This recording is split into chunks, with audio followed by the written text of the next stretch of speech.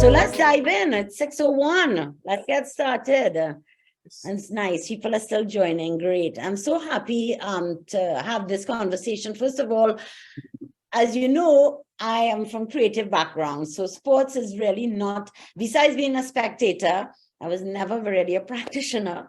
And I'm more the yoga type, maybe a little cycling and hiking. That's about my level of sports. But I've always been a big fan. I've grown up in a family supporting football for years. And of course, very patriotic. So always backing, my Trinidad and Tobago. But now, of course, the Caribbean region, because C15 is a Caribbean company. So we really want to expand this. Today, we're talking with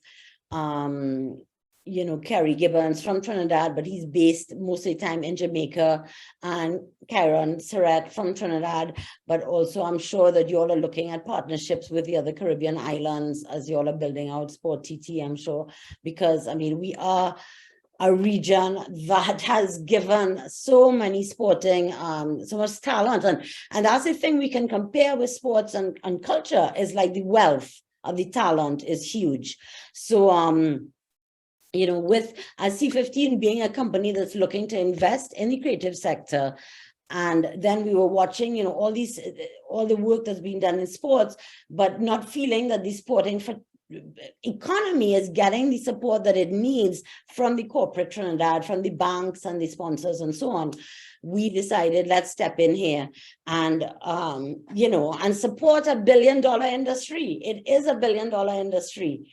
And we would love to learn more and bring some of our funding solutions, to support teams, players, and to help the growth of this industry across the Caribbean.